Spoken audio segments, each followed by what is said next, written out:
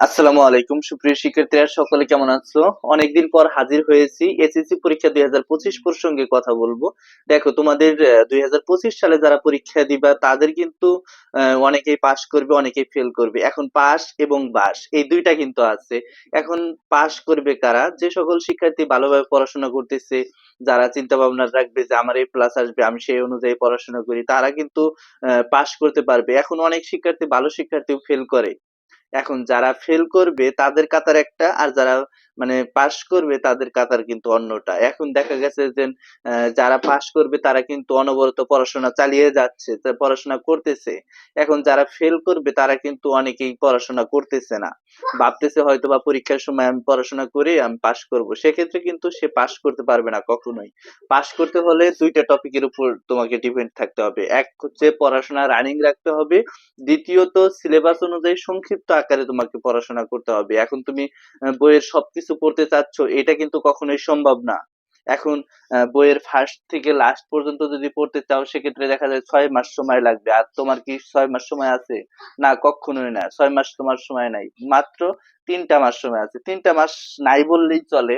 যেহেতু 3টা মাস নাই বললেই চলে, সেক্ষেত্রে তোমাকে অবশ্যই যে টাইমটা আছে এই টাইমের ভিতরে তোমাকে সলভ করতে হবে, অর্থাৎ সবকিছু সলভ করতে হবে। সলভ করার জন্য সংক্ষিপ্ত আকারে তুমি দাগিয়ে নাও, স্যারদের কাছ থেকে দাগিয়ে নাও যে কোনগুলা পড়লে আমি 100% আমার কমন পড়বে, সেই অনুযায়ী কিন্তু তোমাকে পড়াশোনা করতে হবে। অনেকেই পড়াশোনা রানিং করতেছে, অনেকেই ভাবতেছে যে না আমি কালকে পড়াশোনা রানিং করব, অনেকেই ভাবতেছে আমি পরশুদিন পড়াশোনা রানিং করব, বা 2 দিন 4 দিন পর আমি পড়াশোনা রানিং করব। এইভাবে পড়াশোনা করলে কিন্তু আদৌ তুমি ভালো রেজাল্ট করতে পারবা না, বা পাস করতে পারবা না। এই পাস করার জন্য অবশ্যই তোমাকে নিয়মিত অনুশীলন করতে হবে, নিয়মিত পড়াশোনাটা দেখতে হবে। এখন অনেক শিক্ষার্থী আমাকে কমেন্টে বলেছে যে না, আমি এখন পড়াশোনা রানিং করতে চাই, সেক্ষেত্রে কি আমি এ প্লাস করতে পারবো? দেখো, এ প্লাস সম্পূর্ণ ডিপেন্ড করবে তোমার পড়াশোনার উপর।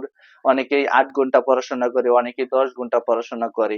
তো পাস করতে হলে অবশ্যই তোমাকে 10 ঘন্টা বা 11 ঘন্টা এইরকম পড়াশোনা করতে হবে। এখন যারা এ প্লাসের শিক্ষার্থী তারা কিন্তু আগে থেকেই অনুশীলন ছিল, অর্থাৎ বছরের প্রথম থেকেই তাদের একটা অনুশীলন ছিল, বা তাদের টার্গেট ছিল যে আমি এ প্লাস করব।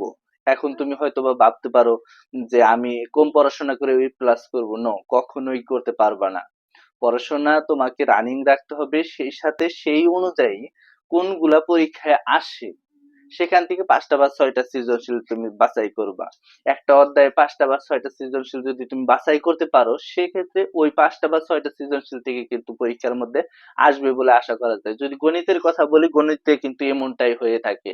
তোমার যে শ্রেণী শিক্ষক আছে বা যেখানে তুমি প্রাইভেট পড়ো, সেখানে অবশ্যই সেই স্যারকে বলবা যে 5টা বা 6টা সৃজনশীল প্রত্যেকটা অধ্যায় থেকে দাগিয়ে দেন, সেক্ষেত্রে সেগুলাই কিন্তু পরীক্ষার মধ্যে থাকবে।